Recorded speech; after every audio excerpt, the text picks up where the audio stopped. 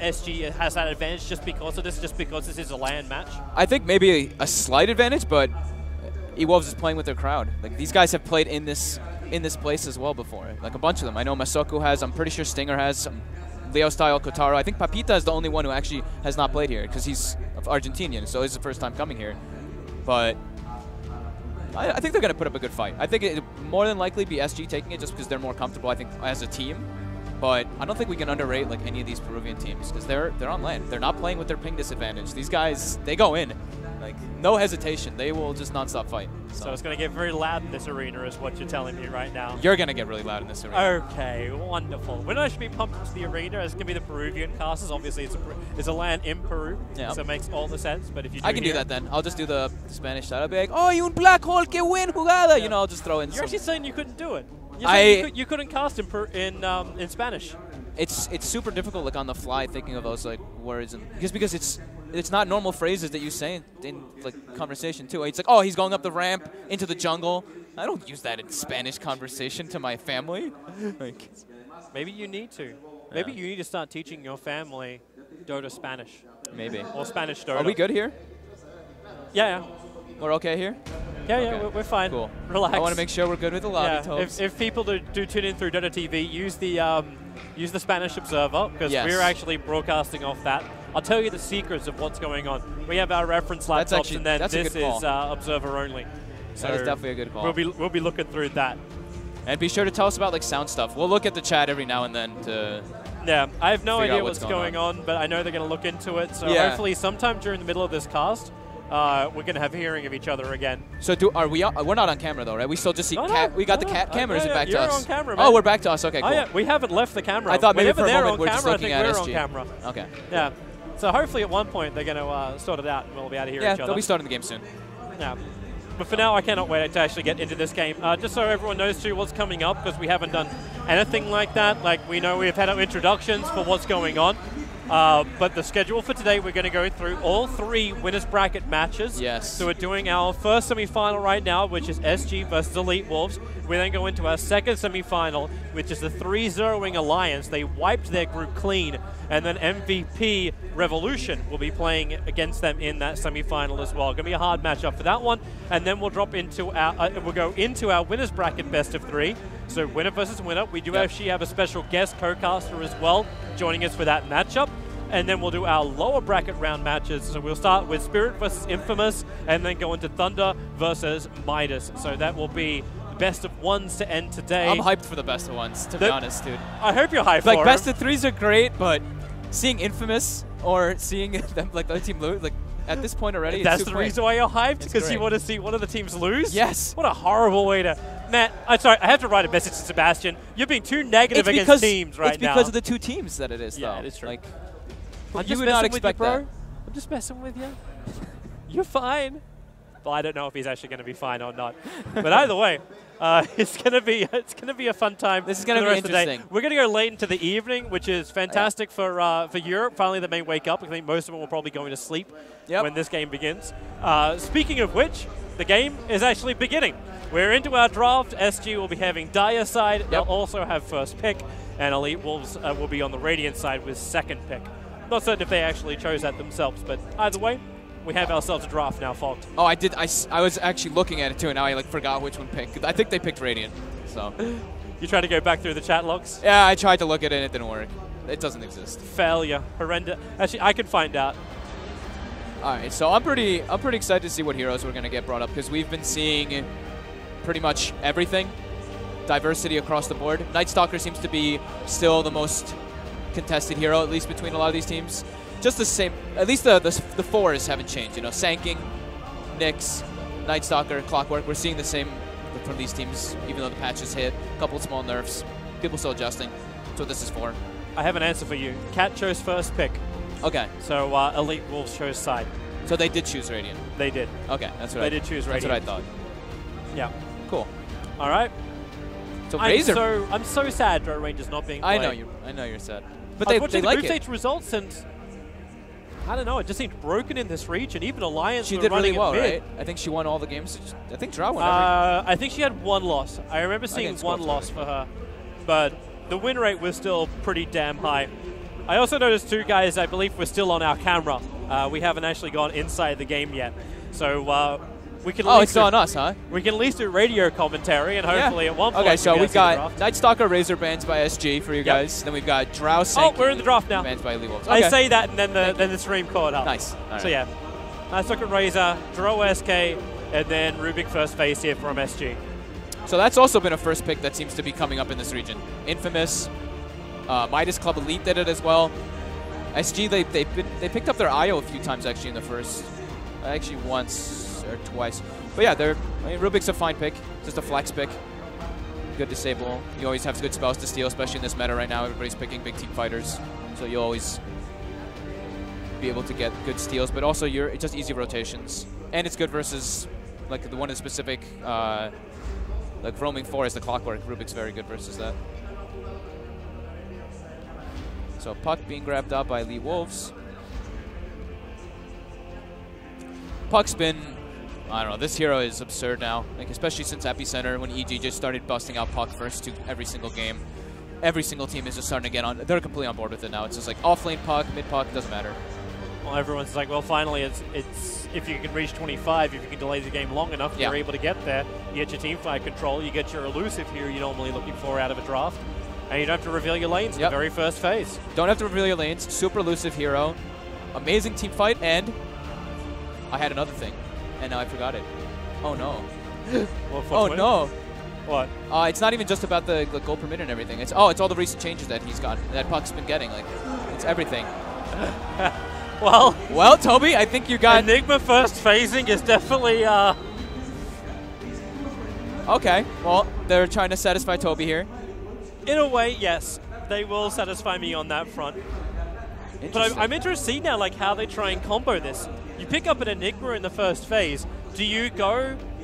like...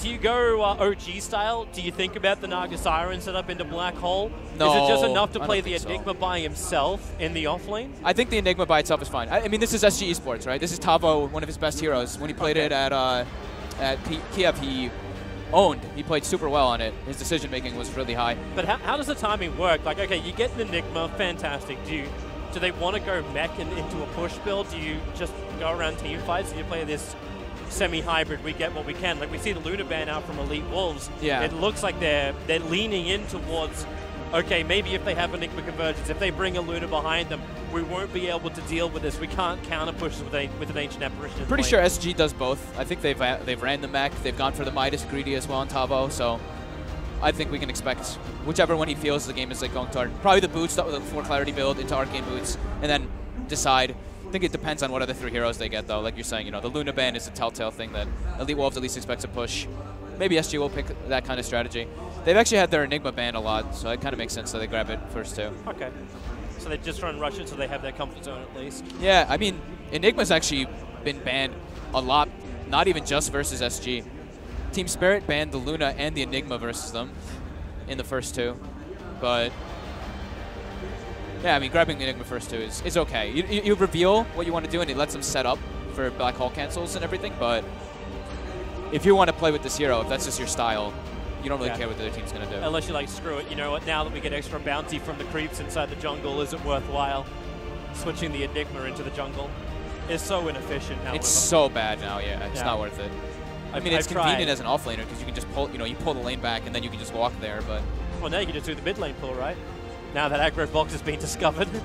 Thank you, Baburka. Did that get hotfixed? That did not get hotfixed. Yeah. I haven't seen a hotfix for it yet, so it may have, but I have not seen it. So yeah, if people watched MDL yesterday or last night, Baburka was pulling Ancients mid on Radiant with any hero. It actually doesn't matter. You just, I mean, Night Stalker just walks up, hits the melee creep, walks down the ramp, walks toward mid, and the Ancient just follows him.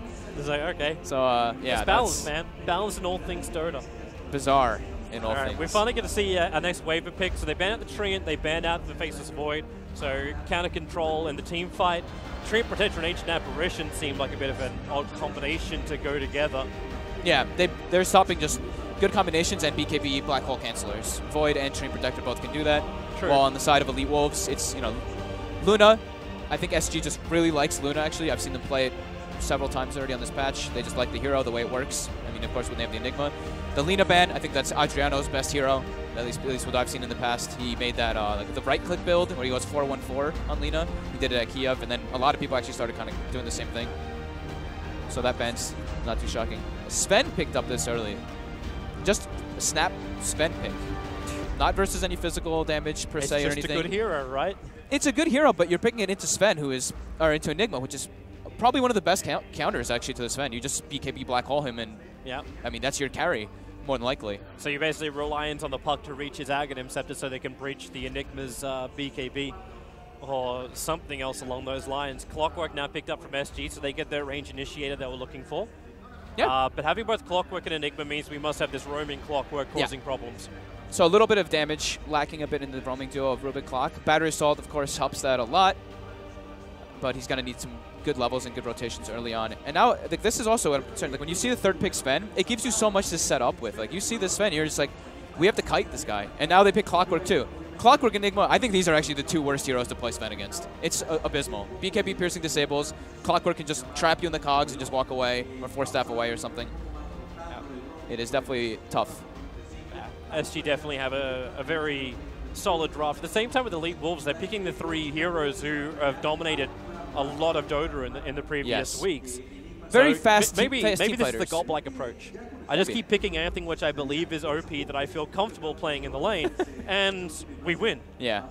That was always the old Gob-like approach. I haven't referred to the Gob-like effect in a very long time. No, I haven't heard anyone say that in a while either. Well, but that's definitely what he doesn't did. play anymore. He panels for RU Hub now. Yeah.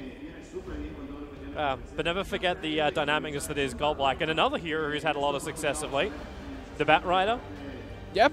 So jump and Small initiation, changes. fantastic vision. They now get a single target controller, something that can pierce through the BKB, but positioning is difficult against Enigma to do so. Very hard. Very, very tough. So their other supporters got to tie this in together. What are you looking for? I remember Bat Rider got a small change. I was trying to remember exactly what it was. Didn't his base damage get reduced? I'm going to check really quick. I can't remember exactly what it was. It just happened. Yeah, just look it up and you'll find it out. Yep. So SG now need to fill their role of their mid laner as well as their safe laner. Knowing they're up against the Sven, they know they're going to be up against a heavy amount of damage, a heavy amount of cleave damage, and they want someone that's able to control the Sven, if possible. Yeah. The more and more I look at this, the Naga actually seems better and better. Like in snare control, you're able to Song of the Siren so you can reset your fights as well. But it's or for even Sven. set up for your own. But it's, yeah, I know. It's for Sven. I know he's able to deal with it, but I feel like they'll be way too slow-paced. Elite Wolves right now has a very, I mean, I'll say it's what's your aggressive approach? You want to go for something more like an Ursa, but the Ursa got crushed in the group stage yesterday when you had the exact same matchup. Better matchup. It's hard to match up actually well versus Sven. You want like a halberd carrier. Like how do you counter a Sven apart from stopping him from farming jungle, like stopping the stacks? So maybe that's when we have to look to the influence of the Clockwork more, or the early pressure that could come out from SG. But how do you early pressure with if you're SG if you don't have your normal pushes? At least they have Clockwork for that. Clock can always just like walk in and invade. He might die, but he'll get good information. They've got Rocket. They go for the Ursa anyway. It's happening. Yeah. What was the team like? Actually, I don't remember the exact matchup. I just remember that we had a Sven versus Ursa yesterday. I think it was Alliance that did it.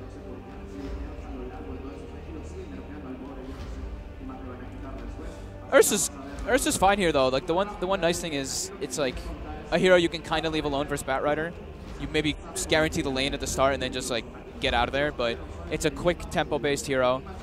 You want to like, snowball really hard, and it gives you already have good coverage for your Roche, right? You have Enigma, so you hit level 6 on Enigma, you get your like mask on Ursa, and you can walk right into the pit. And it's pretty hard for them to fight into Black Hole.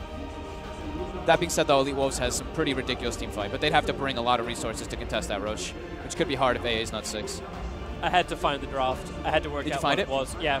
So the draft was yesterday. It was Team Spirit versus Thunder Awakens, and Team Spirit ran the Sven with the Clockwork, and they went up against the Ursa of Thunder Awakens, and they won, but it took a while. It took almost an hour for them to win that game. Okay. But OP Sven at the end of the game. All right, so no Viper. For a team which you're expecting more fast-paced, the Viper didn't really seem to make as much Yeah. sense. Shadow Fiend makes a lot more sense. And they have Clockwork already, so now they've got the cogs, so Shadow Fiend will start with full souls versus a puck, or what we would assume is a puck, 90% chance. It's going to be a puck. What do you do? Bat Rider or puck? Hey man, position? I've seen some shit, Toby. No, in the spirit of SA LAN events, you never know what shit you could find. Yeah, no, it's true. No, okay, so yeah, Shadow Fiend versus puck mid, Shadow Fiend with full souls. So now Rubik and Clockwork can actually like make moves. However, they don't really have great lanes to gank is the problem. Like Rubik can gank the puck mid, but puck has to use orb aggressively, and then they can try to make some type of engagement. But ganking to Enigma is pretty tough. I'm hoping Elite Wolves picks a nice playmaker in their last hero. Okay, so you know how I was talking about that puck not, you know how I was talking about that puck not being mid? Yeah. It ain't a mid. Do they just look at it and go, you know what, this matchup is ass. But where are your stuns? Where is your... I'm just confused. So it's AA bad supports and puck off Wait, lane? what?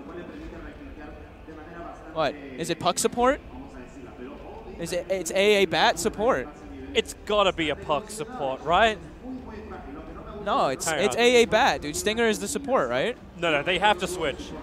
They have to switch inside the game. Like, they're gonna be screwing with us. I'm double checking the last couple of series just to make sure. Because it's Kataro playing Sven. So yeah, it's Sven. What the? It's AA bat supports. No. Toby will not accept this. No. I refuse. I refuse to believe this. By the way, they've tracked down our problem with the audio, so hopefully it will get fixed and we can... Yeah. If we are walking over each other a little bit with what we're saying, it's... Yeah, it's because we cannot hear each other. So Yes. if we do repeat ourselves, we cannot hear apologies. shit. We will continue doing that though. But they're working on it. So, all right. Well, they've got they've got Bat Rider OD. So infinite mana with stickies. That's cool. Once the team fights actually start happening around the OD. You know, maybe I'll be more optimistic about that if it was like Oracle OD, where you had the infinite amount of heals coming out and infinite amount of damage coming out. This would make more sense. But this just feels like you're going to have real issues in your lanes. Rotations are going to be stronger coming out. They don't have SG. playmakers. What? They don't have the playmaker. I'm worried for E-Wolves just because they lack a playmaker. They really do. No, our Puck will be playmaker. Puck's the playmaker, but Puck is off lane.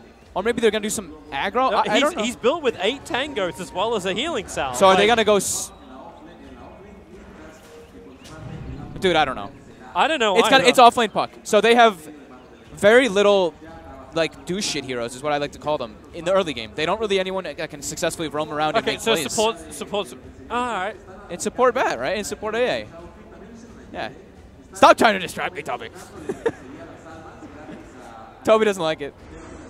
I'm just sensing like they're just making life so much more difficult for themselves by doing this, and I'm trying to understand at least the raw concept behind it. So if you feel your matchup is going to be bad, maybe you're worried about the SF having too much freedom. So, okay, yeah, you can switch the OD around. You can... It still doesn't make sense. It's hard. I think they kind of like got stuck to a point where they saw the Shadow Fiend comes out and they're like, wait a minute, we have a single core Sven versus a Shadow Fiend, and they just did damage control, and it was like, uh-oh, wait a minute. So we pushed Sven to get a PMS because he's got port 2 slippers at the very start. So he's looking to actually pick up a PMS. Yeah. I mean, they're assuming that he's going to have like a free lane, but at least they're able to contest the rune like this. Okay. So they know that, you know, you're playing versus Shadow Fiend with Clockwork. He gets to the rune lane. So you can usually take the rune from a Shadow Fiend in those instances since he's getting his souls from Clock. And they're looking to actually stay in the area. They actually put a ward down and everything, so they want to be able to watch the Enigma's movements and where he's going to be jungling. And then maybe Stinger's going to go for like a courier snipe here, he's looking like, with potentially. With smoke first, that is possible. Yeah. You'll have to slip perfectly in, but the SF also can be very safe about this. He's already got a hell of a amount of souls up his sleeve. Well, at least no only Astral in prisons. No doubt about that one.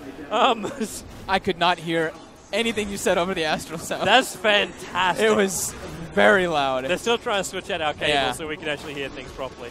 But yeah, so we've got a full-out tri-lane from SG to start. as we kind of expected. I thought it was going to be versus a Batrider, but the versus the Puck, same style, though. You want to not allow him to get that level 2. He probably will anyway, but after you get like a level advantage, Ursa can just chill there. Like Ursa just needs like two levels, and then he doesn't really care about Puck hitting him. He can just let his supports roam. That being said, though, look like they're trying to make a move onto Papita. He's fine, though. And this just seems to be difficult to say the least. Cad's able to harass out the Puck. He doesn't want to come close in on the Ursa. If he gets caught with his orb down, he knows he's in trouble. It's not like a Faceless Void where you can just time walk off the damage. Yeah. I'm actually even more surprised that the Ursa went for a PMS early on as opposed to just building into quicker Vlad's, quicker Blink, quicker Roshan taking abilities. I think it's just so they can leave him, though. You know, like if you have PMS, they can't. Papita doesn't even want to right-click you. It just feels terrible to do it, and then it leaves your supports to just kind of do whatever the hell they want. Because these two supports, they need levels. Ruping and Clockwork desperately need levels, but it's the same thing on E-Wolves. Batrider's trying to make life very, very difficult for Tavo. That's a lot of conversions, though. You do not want to fight against that unless you know you can kill them off, and they are worth a decent amount of money. Maybe contesting for the bounty rune is one way to do it too. And he isn't able to achieve that. But Leech experience caused issues as this support Batrider gets stuck in my mouth. He's going to struggle, dude. Yeah. Stinger's really going to struggle to find levels this game. But if you can restrict at least, is there a pickup? No, there's not. So already forced out of the top lane. Puck has to return to base. Yeah. And this is the bad thing about Puck in the offlane is if you don't get a good start, you don't really have a catch-up. You can't jungle. You can't roam. Well, you just throw an orb somewhere and jaunt to it? Like, oh! I mean, it can work from time to time, especially versus like a Shadow Fiend if he wants to try something along those lines, but... Alright, looks like Stinger's now in position, smoked up behind the tier 2. He's ready for the courier. Yeah, here it comes. It's a-coming. Poor little Husky. Aww. This wasn't the climate for him. It's too hot for the Husky. It's a disaster. It's got enough damage. He even all-chats them. Wow. Damn. That's my line. That's your line. Yeah, but SF doesn't want to let him get out of this one, however.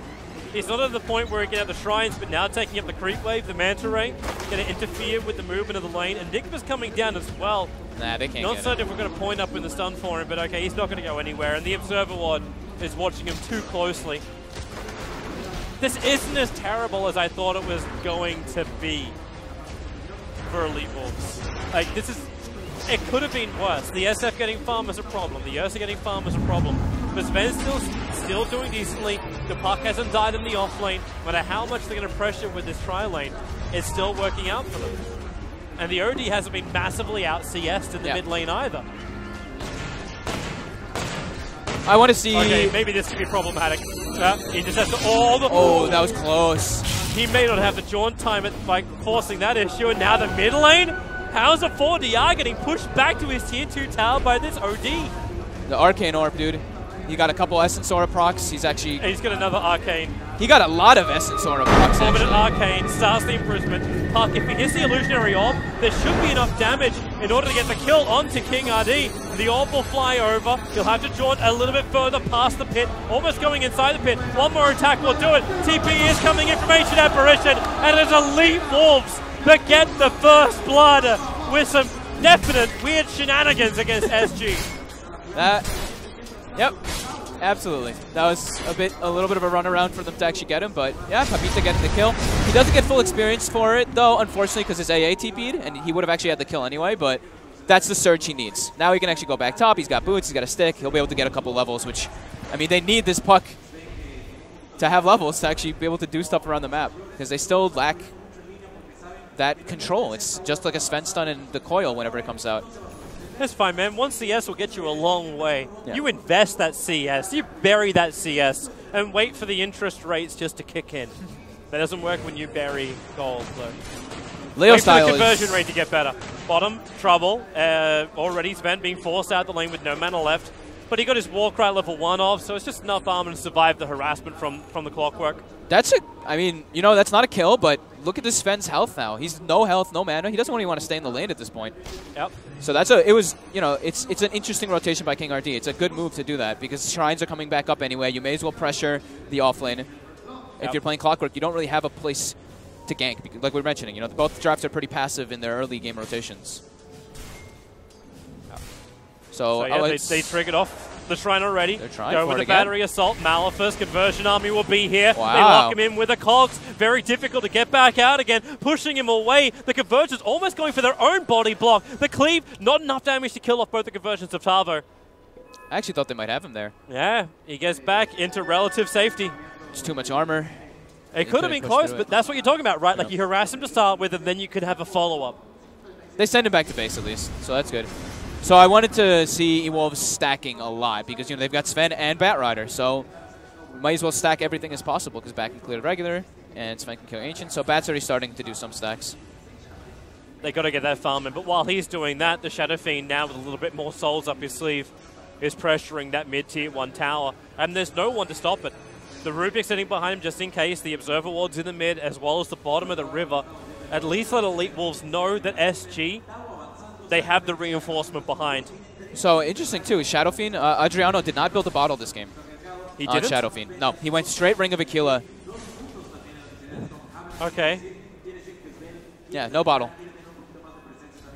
Doesn't want to leave the lane at all, just wants to keep his presence there. Some clarities would be nice though, I think, but definitely needs a little bit more mana regen so that he can do the efficiency. You know, clear the mid wave, go to the jungle, clear a stack or two, rinse, repeat. Bit strange to see him not having a bottle though. I'd like to see it, but whatever. To each their own. So how are we doing on Papita now? Papita has had quite a long time now left alone top versus Ursa. Level 4, 800 gold with boots as well, so his puck's feeling pretty good. Oh, bottom lane, they're going to go again. Malifus done. Buying time, look at the clockwork, even just taunting his way forward to lock him this Ben. He commits his God Strength. And King RD just going to back himself out once more. They don't have another shrine to trigger, so they are a little bit lower on mana, but thanks to Arcane Boots, that they've been picked up early on. This clockwork does have just an easy ticket to punch every time he wants to harass. Yeah. So Bat now is, I mean, level 4. He's got Tranquil Boots, 800 gold. They're looking at okay timings right now on eWolves. SG is gonna, they should be able to explode pretty soon though with the Ursa getting Vlads. Then they can fight around the Roche pit. There. Force a Roche It's on. that point you wonder, like, have I skilled up Eclipse? Oh, trouble for the Batrider. The slow gets just over the hill. And far, far, far away. Back into the safety of his own puck. It's weird to say that as well. No shrine to use, so the Batrider will be forced all the way home. I'm still like, Stingers, I mean, that courier snipe was pretty massive. Like, it's actually helping them so much. Oh, what a great time to pick up. Oh, really? He had the time. Jaunts away, had 7-1 charges up his sleeve. But how many close calls can this puck have? Dude, he's getting pretty good luck. So Adriano now went back and bought a bottle. He just bought it. So I guess the courier death set him back and he didn't want to buy it. This could finally actually be... Oh, boy, SG. The Clockwork's been pressuring this Ven well beyond what he probably normally can do. Yeah. With the help of Tavo, he normally has enough, but Tavo just absent for a second, and Sven's able to find the kill. Yep, Enigma needed level 6 and needed like Black Hole plus like another rotation. That's what we're talking about though, the damage lacking between the Clockwork and the Rubik. Rubik hasn't even left. Rubik's actually focusing on getting levels, which I think is great. Clockwork's just trying to keep the pressure going. Like that death is not really that meaningful. Well, here they go again. This time the damage will be more than enough. With the help of Cat, they just lock him in. So the Batrider will end up falling. They're rotating down towards the bottom lane with the cold feet. Tavo should have the distance on him with the battery assault and the cog burn. There's too much damage for Masoko to actually survive. And battery assault, they cannot reach into the Sven in time. But there's a lot of TPs heading up towards the top lane. Batrider's going to return. And they may look to do something against the Ursa. Lasso is actually not available just yet, so okay, they're not looking to do anything against the Ursa. And but the OD with a double damage rune does not give him the confidence to stand there either. Trouble bottom. He's getting dove by Eidolons. He has to ult. He has to Stormbolt, God Strength, just to get rid of the Eidolons. Tavo will come onto the tower. The cogs burn. The last hit. Tavo, he may shatter. The cold feet will do the work. So buys his Midas. Will end up falling. He gets the Midas before he died, though. Value. That was super value. It actually really is. And they, I mean, look at this. This is the safe lane Sven's tower, and it's dead. Please deny. Thank you. Oh.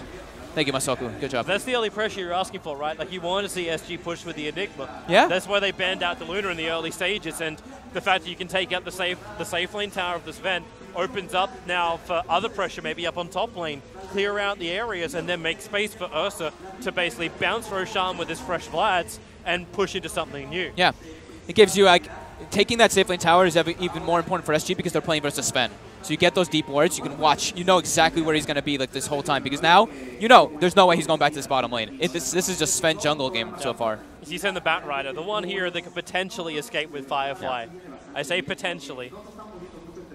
So we've got all our level 6s coming out. Actually, can he even do that? Yeah, because you get the Clockwork 6. Yep. Ugh.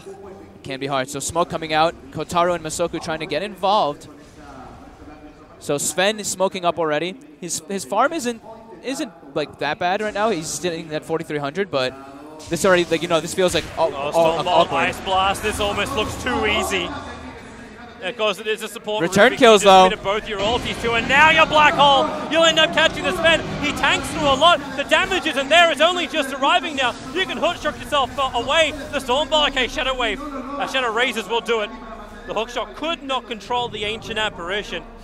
But you still kill off the Sven. Big ultimate's committed. But SG are getting the kills they want. And now they can open up towards Roshan. Yeah. That, like, right there, though, like, that's like a weird move, right? You know, you want to smoke and you want to, like, get pressure on the mid tower. But with that kind of rotation, you're moving your safe laner to try to do that. And you only get a Rubik kill. That feels really bad. You didn't have enough information on the map to make a better move. So Elite Wolves already feeling in a weird spot fighting. Trying to cause issues. Enraging, though, from Ursa. Doesn't take almost any damage. Still gets the Aegis Immortal. The double stun's there from Sven, but there's no way to follow this up. They don't have the damage, and there's no point fighting into the Aegis. Yep. So Babita, Puck, gets level 6 just now, and has a Blink Dagger. So that's pretty decent for your offlane Puck. 13-minute Blink. Getting because of that Courier Snipe and the first blood that he got. That's quite nice. So at least they're going to have that surprise factor to maybe go for some type of plays, because I don't think SG is going to expect a Blink Dagger on the offlane Puck this early. Flame Break needs to do more work. Doesn't create enough space with the clap down. Only 2 more swings with that Enrage up, and that's exactly what he gets. The real issue for Stinger is what's going to happen once the Blink Dagger arrives on the Ursa. How do you get away from this? How do you not become food for an Ursa? And he's about to have it with the Vlads and Aegis. So yeah, looking at definitely problematic for E-Wolves. They can just hookshot this Sven so easy. Wait for it. The wave's cleared up. They get perfect vision. And now Battery Assault. They use the Malefice to set up. Colts pushes him back into the Midnight Pulse. Ice Blast will fly through. A little bit late. A lot of support has been brought in. SG, hookshot. Body blocking him. They're trying to do it. Now Rubik, he has TP available. Steals the Flame Break. Starts his own TP. That will not be enough. So Sven will die, but you keep the big man down, and what do you lose? A Clockwork and a Rubik, both who are supports? Yep. They should have probably just ditched the clock. They wanted to save him with the hook shot, but they lose the Rubik as well. Stinger, though, now. Back in again. The Blink Dagger is up, and it's the exact scenario we're talking about. How do you stop him? You lasso, sure, but now your lasso's on cooldown. You're dead. And there's not much more to follow up with. And it's a longer cooldown now. By the way, that was the change. Oh, so Lasso is 100 seconds at level 1 now from the previous 90. All right. Pressure is going to continue to be applied. Ursa is now roaming the Radiant jungle. Look at this control. Look at how confident SG feels right now, though. Now they're going to be going for that last tier 1 mid. And, oh, Leo style, you're alone right there, man. He's dead. Like, he just uses imprisonment too. He's got no escape. Oh, actually, the Force Staff is there, trying to run away. The swings and the rocket and the SF hits. More than enough to do the work. And with the creep wave being pulled forward, Ursa will run with it. He knows the SF is enough to kill off the tower. Wants to make sure that there is no shady actions from Elite Wolves here. Oh my actually, can God. Go for more kills. Enrage is up. Aegis Immortal is still available. Why not? Oh, they found another target.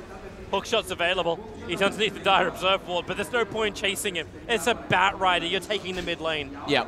Dude, this is... I mean, this is Enigma without the mech. You know, that's what we were talking about. Is he going to go for the mech or the Midas BKB build? He's doing the Midas BKB build, and they're taking all the buildings. They're taking all the objectives. Hookshot, fine Stinger. Should be okay, though.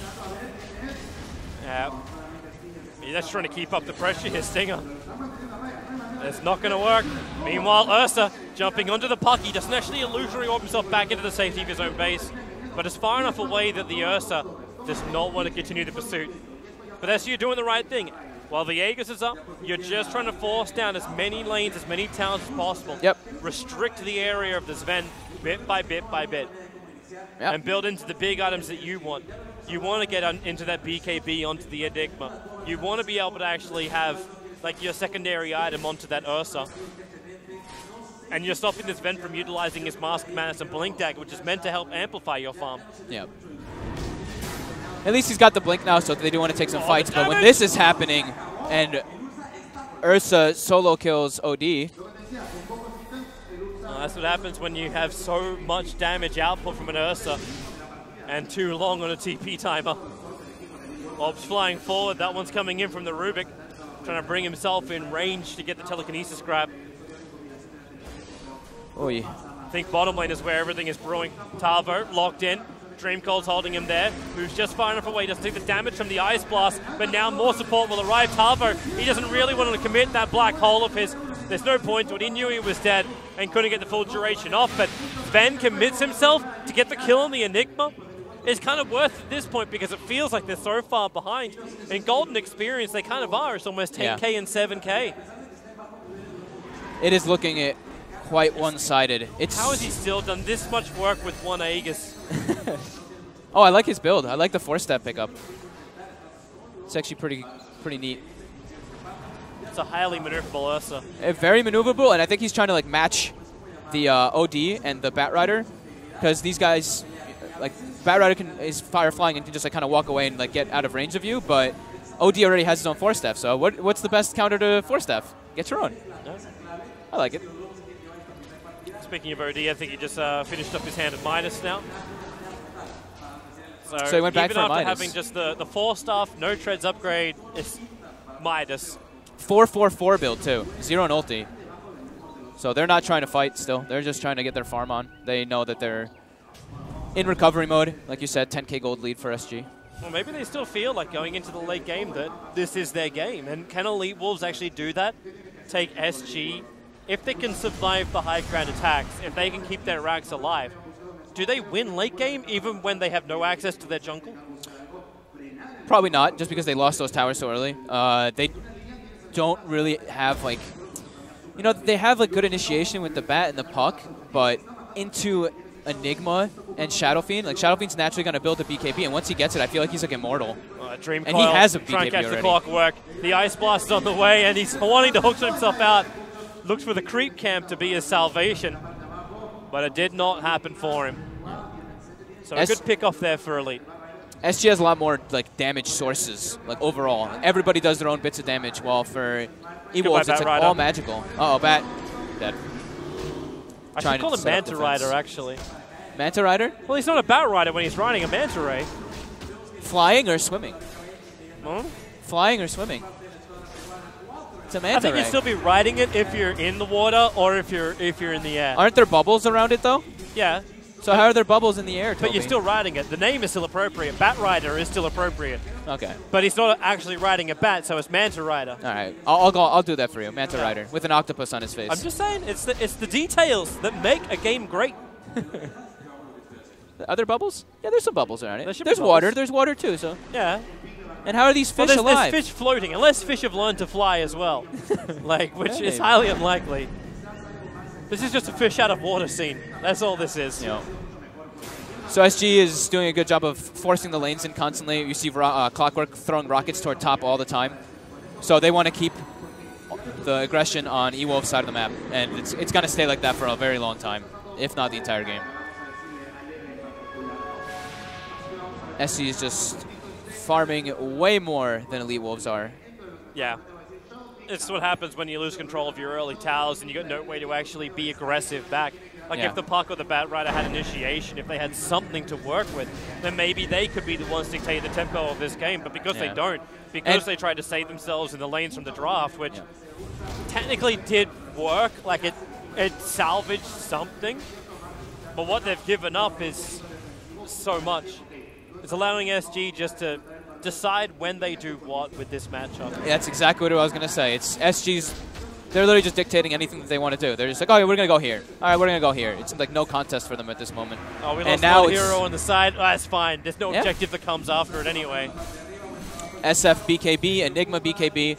I don't really see how eWolves fights into this unless they get some incredibly good initiations from the Batrider puck. But even then, there's too many things to deal with now at this point on the side of SG. Even Ursa's approaching that BKB as well, so. Hey, Ursa's got bubbles as well. I just saw bubbles pop out of the back of Ursa. No. Oh, you're right. There's a bubbles. Oh, it's the phase boot usage. It's the aquatic theme. Oh, so he has phase boot. Yeah. Uh, I was like, wait, what? You're right. There's bubbles. Yes, it's like all of a sudden Ursa is now blowing bubbles. I'm fairly certain bears don't like water. Actually, is there some type of bears? I know there's like obviously bears go fishing. They like water. But they use the claws. Like, do they ever swim? Like, he's not a polar bear. We haven't got that skin. I'm not sure, Toby. Maybe as part of the whole like we're trying to make him closer towards the Alpine remove set. But this is just a tribute. You gotta believe me. I believe you, Tobes. Smoke gang time from SG. Looking for an opening wherever they possibly can. They get a successful scan. If they knew. The scan's a little bit off target. The Sven is farming up in the small camp to the right. They're ice blasting. They're looking for something. They're like, where is he? Tier 2 tower. They can do this. They know is he going to walk into the waiting arms? Smoke breaks. They know he's to the north, and they found him. Rubik pickup, throw him down. Midnight Pulse and Maleficus, and Sven is no more. And they steal Warcry. That's actually great. That's probably one of the best spells you can actually steal. In this game, it's not really particularly great versus eWolves, because eWolves is mostly magical, as we were mentioning, but it's good for the pushes, and its movement speed's always nice. You've got a Blink Dagger on a Batrider. The game has potential. You have initiation. I mean, they already had it, though. You have D-push. You got mid lane. Very problematic OT. 4 staffs available. Surprise Clockwork didn't try to get a little bit more distance in front of him and push him back. Then the 4 staff is less useful there. Stinger's actually causing issues. He's getting it behind. Also, I love the fact that his name is very appropriate for the Stinger Manta Ray. for the Manta Rider, yeah. But as you can understand, as an Australian, I have this weird feeling towards Manta Rays. Oh yeah, understandable. It stings the heart, man. Damn it, Toby. Hey, when I can't hear anything, I meme. I can hear about 30% of what you're saying, so that's fine. You can watch the cast later and hear half. Yeah, I'm like, wow, I'm just literally repeating we're repeating each other. Like. Oh. All right, Roche is back up. Second Roche, ages cheese. Yeah, and look where like Ursa's already there. Yep. I don't even wait. There's an AA blast going in, but they can't fight this. Will do nothing but to dissuade. They might get a pickoff on Rubik at least. Babita's going for a solo kill here down bottom. Well, they find a nice target. So they get a kill of Rubik that's worth 400 gold. That's probably not a good sign. Well, and there goes Roshan. So does this seem to happen again? Like SG seem to trade a support hero for an objective almost every single time. Yep. Like it's like you take the bait. It's the Synderen effect. Look over here. Come and kill me. Little did you know, you've walked into my trap. The Synderen maneuver. But maybe they do actually get their own objective. Tier 1 tower being pressured on the bottom lane. You do have the double damage rune. Getting a little bit of audio into me as now we actually hear the Peruvian casters.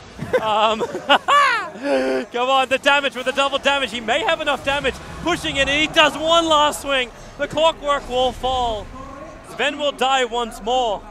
So at least he gets he got the tower and a kill. So it's a good little surge of money for the Sven, but damage is definitely done already. SG Esports, 8K gold lead. They have the triple BKBs online for the heroes that they need it on. So they are looking to siege toward that bottom lane.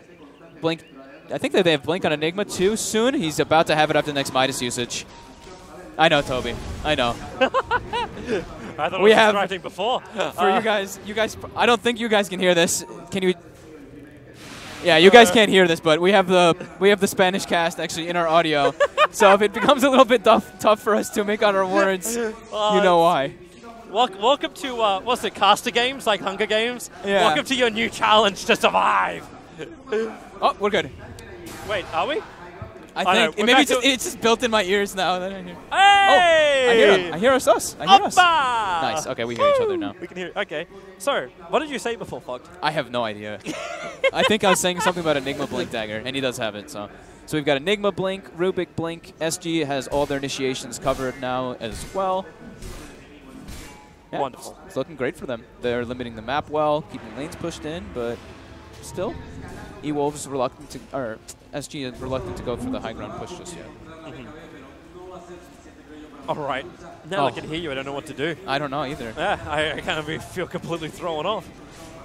It's kind of nice. Just to do a recap of what I thought was happening with this game, just so you are up to speed with what I was thinking. Like, I'm happy at least now Elite Wolves have initiation. I still feel like SG are the ones who are dictating the course of this game, and I don't feel currently that there's enough confidence in the lineup from Elite Wolves to actually force any fights. But Stinger. if they can wait it out and get a good jump, it'll be great. But if SG does this, they pick off the Bat Rider. Like, okay, Tavo, BKB! Here's the two-man hole! No way to cancel it! They're completely trapped in! Another big issue! You'll trigger the shrine, but the clockwork positioning, absolutely immaculate. Pushing back the puck, no way to get out. You're going to lasso and bring this fight back in again. Hookshot will not be able to save him. And SF winding up the Requiem. It's going to hit hard! You need the follow-up with the Razors, and they'll get it. There'll be many sacrifices from SG, but to fight a three-man buyback from Elite Wolves to keep this position in the fight, they may be happy. They'll be happier if Elite Wolves are able to pick up this kill. The cheese usage has already been expended. Aegis Immortal will survive for the moment, but Elite Wolves, they're chasing it down. Where do you go? 40R, there's no more support, still on the run. Finally, the Aegis Immortal will pop. There is no help, however. Everyone knows his entire team is dead. The Ice Blast will commit. They got one more bolt, there's no mana for it. He's just trying to get any kind of rebuttal kill. Get the chocolates take home after you've lost the Wheel of Fortune. SG will be wiped with an extra. The Aegis Immortal and Cheese survived by Elite Wolves. Nice buybacks coming out. Stinger getting that. It looked like a kind of weird lasso because he jumps in and grabs the clockwork, but SG actually takes the fight after that, and they get completely surrounded. And it was a pretty good overall situation for the Sven. You know what? After that, I have to drink my sea fruit. Nice, dude. Is it sea fruit? It's sea fruit, yeah. Yeah, sea fruit. Citrus punch. One of our sponsors. Yeah, sea fruit. One of our sponsors, for the local sponsors for this event. It's supporting Peruvian esports. Dude, it's good. I mean, it's good. It tastes like Tang. I like Tang when I was younger. I'm fine with that. So, yeah, Sven got a lot of cleanup kills there. So he had just pretty much finished the Halberd just before that engagement happened. Now he's got full BKB. He's level 20 as well, so he's going to be able to choose which talent he wants to go for, either the attack speed or evasion. That's actually such a dangerous fight now. You really think about like the repercussions that SG are going to be facing for what has happened. The nice thing for them, though, is that they know the OD bought back and died. He died backed, like straight up. So yeah.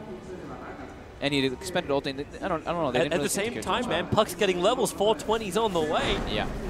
And that's when way away still. I don't know if Moonshine really helps him that much. But you can give one to the Sven. At least Puck can have items. Yeah. Right, the Batrai's got half of what he needs. Like, he's got the Blink Dagger. If he can get the BKB as well, there's a lot more that he can do coming into the fights. I know 4-star's going to be high up in the list too, but BKB may just be the raw thing you require. Yeah. BKB and Bat is going to be very nice. It's still the problem of the Black Hole. Yeah. They've got multiple forms of initiation. They've got the Clockwork Rocket for vision, so the Enigma can actually set himself up to get a good hole. And, I mean, it's Talvo. He knows what he needs to get in the fights, like what targets. He doesn't need to get a 4-man Black Hole. He just needs to grab like Sven and OD. I didn't see anything in the quick buy, however. Because I was wondering, like he's got the Hand of Midas, you got the BKB.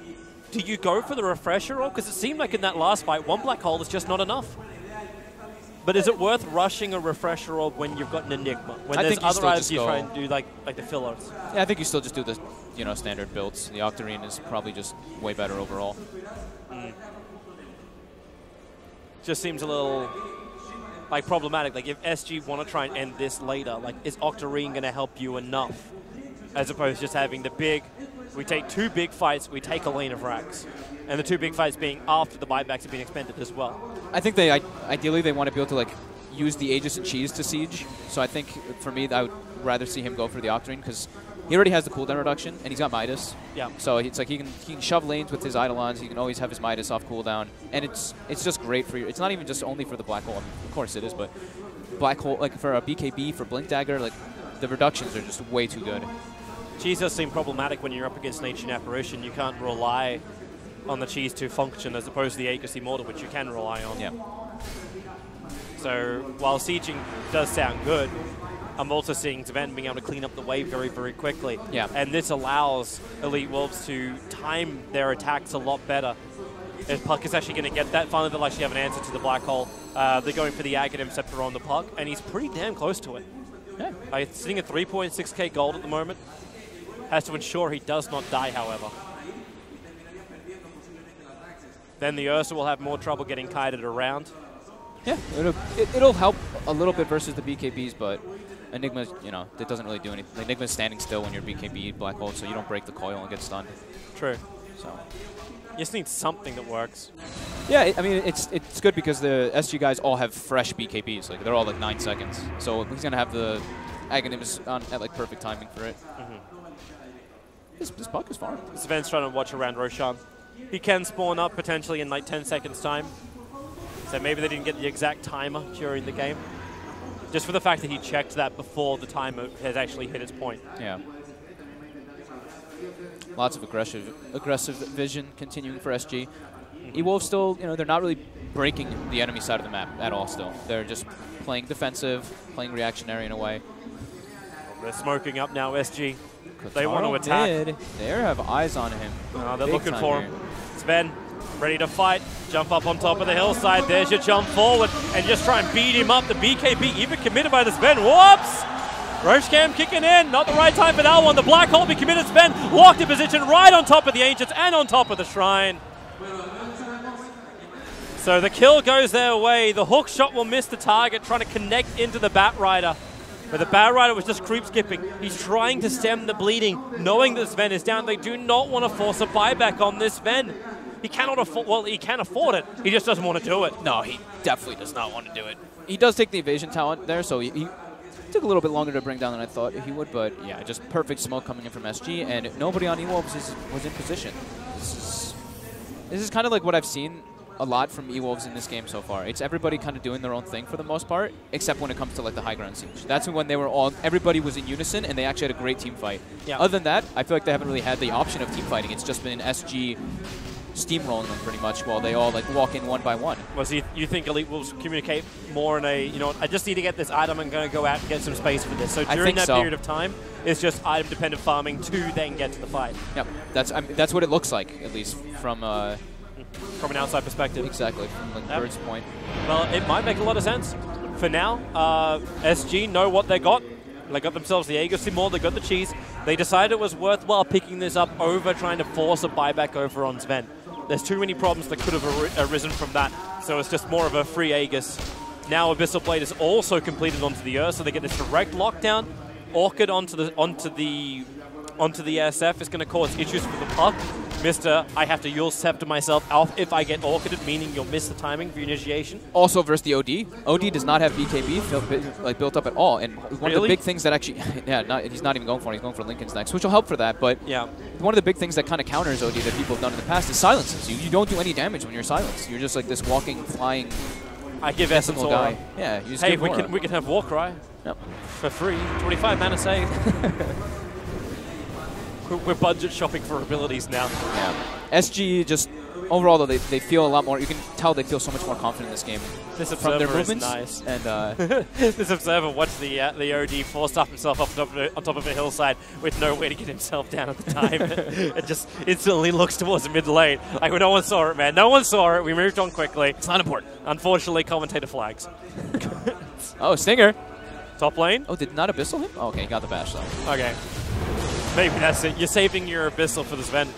You get Halbert. Okay, so that's cool. I'll stun you. Yeah. And we both can sit here doing Jack all for a short period of time. But now the Bat Rider's down. He'll have to buy back if they're going to defend this high ground. They need his initiation. Ice Blast coming in too early is not enough, so you just force in. You're actually force-stuffing forward.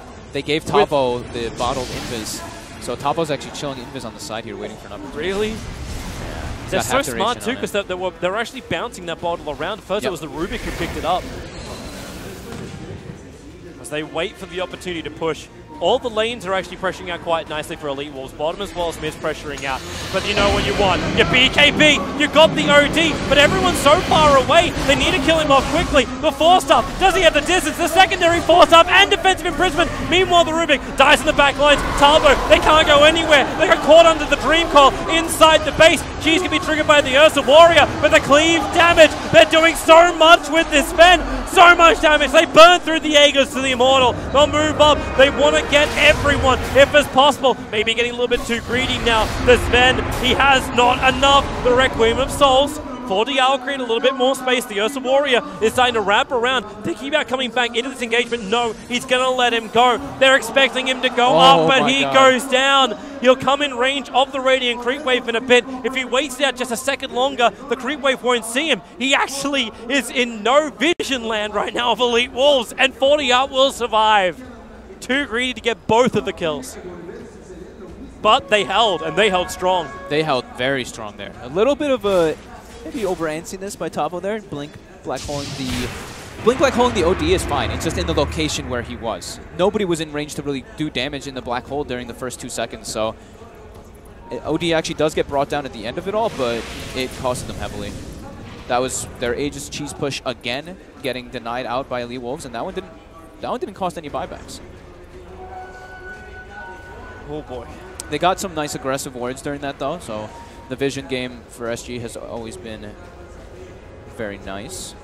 It's kind of funny though, when you look at the experience graph, you kind of feel the tempo switch of the game. Obviously, like our observers aren't going to be listening to this, but I'll word explain it for you. So you go from 3,000. Hey, he's about to do it, so you will get an image. So you go from about 3,000 in the experience was the advantage. This is what Elite Wolves were able to pull it back into, and then it shifts down a long, long way. And this is that time where Elite Wolves weren't coming out. They weren't fighting. It was SG just rhythm controlling everything. And then another push comes inside the base. And again, the experience kicks the opposite direction. Again, it's SG not finding the objectives, not finding exactly what they wanted, which was at least a first lane of racks. If you're going through this much trouble to get the first lane of racks, I cannot think how hard it's going to be to get a second or a third. Yeah. I think they need to wait. Like, you don't want your Enigma to just blink black hole. I don't think that's ever one of the... Unless you see like a perfect opportunity, of course, but ideally in a perfect world, you want like Clockwork Rocket to give you some vision, and then Rubik like gets a blink lift, and you see Bat Rider go, and then you counter-initiate with the Enigma, and you get like a big black hole on the follow-up. So that's like the ideal for them. But yeah, they're sticking together as a unit though. They saw E-Wolves were all kind of like missing off the map, so just stay together in the enemy jungle, claim high ground. The ideal situation, actually, to have Elite Wolves fight you outside of their own base. Yeah, I mean this was the first aggressive move we actually saw by E-Wolves. They smoked and went through the entire enemy jungle, and they placed down some aggressive wards. So at least now they have a little bit more vision, which they've been really lacking in this game. Well, they've been banking it. There's been nowhere to put it down, which has been safe. You do still have the Gem of True Sight, but the Gem of True Sight is over on Stinger. So he stole it from the Rubik in the last fight, right? Yeah. Yeah, it belongs to Cat, so it belongs to SG. So they need to replace that sometime soon to get rid of all this vision. It was the reason why the Bat Rider just tried to blink and go for a courier snipe, even though he knew all of SG were there taking his shrine. Happy to reveal the position, reveal the fact he's farming Dire jungle. Yeah. So we've got a couple new big item pickups. Enigma's got the Octarine. So this BKB cooldown is only 40 seconds. Black Hole, 100 seconds. It's pretty absurd. The Malefice thing is nice too. I see people take the 300 health all the time, and I'm just like, I don't know. That Malefice instance is super, super nice. Like having that extra tick of stun, it's ridiculous. Especially when you have, it's a 9-second cooldown with Octarine. Like, you stun it, and then by the time the Malefice wears out, it's up again pretty much. It's actually it's a really cool talent that they added for Enigma. You can also understand why Enigmas go the other route though. Because they're just like, I need to stay alive during my black hole. I need to be able to survive for my ulti control. Yeah, if you're playing strictly for just your ulti, then yeah. Yeah. But in this case, yeah, it does make a lot of sense. Like when there's a lack of BKBs on the field or any BKB, but you are now building into one on the Bat Rider, and this Ven one is getting lower and lower in duration. Yeah, it's once they start ticking down. He's down to 8 seconds on that BKB on this Ven. Yeah, things are gonna start working for it. Shadow Fiend now hits his level 25, so he's got his attack range now buffed up too. So plus 150, that's one easy way to beat inside of a base. Yeah, having 790 range is pretty good. Helps a lot, keeping your distance. And I mean, for that damage inside the black hole can be pretty relevant as well. You know, if he was level 25 in that last engagement, we may have seen OD die faster. We could have seen everything be completely different. So SG now getting to a little bit on the aggressive here. They pushed 2 of the lanes in successfully. They want to target. Like, if they can find one, if they can't, then beat into a tower. Yeah. Sure. Pick off into tower. They also just brought out a fresh gem. So it got purchased up, I believe, by Tavo. Yes, Tavo bought it. So the Enigma will spend his money because obviously the Rubik is already pretty damn poor. He's got his core items anyway. And they're looking for everything, and they're going to find that very, very fresh Observer Ward sitting inside the Radiant jungle. Yep. And there's only one other ward on the Radiant side of the river, and that's all the way up on top lane next to the secret shop. Yet nobody saw this again. Shush, nothing happened. Nothing to see here, everybody. Nothing to see here. Just Kotaro in the trees. He was hiding. It was a hiding tactic. So he's about to be level 25 as well on the Sven. I've seen a lot of people actually been taking the Sven, the stun cooldown, which I think is really nice. Puck, are you really going to TP in on this one? That's not a wise choice. Batrider's nearby. Sven's moving up. Actually, he just got a double damage. They want to be able to fight right now. This could be a great fight for Elite Wolves if they can keep everyone alive. For the moment, SG are actually trapped in a horrible position. Cat's going to fall down to the OD, and you move up. Roja at the hitting the black hole. He'll only catch one, but it's the big one. It's Sven. He'll fall on down. SF protected by his BKB, even under the shrine. It's not enough to survive. The shrine will be picked up by the clockwork, but the chase is on for SG. They've already lost 2. The puck went north, and he telegraphed his intentions very early on with that TP.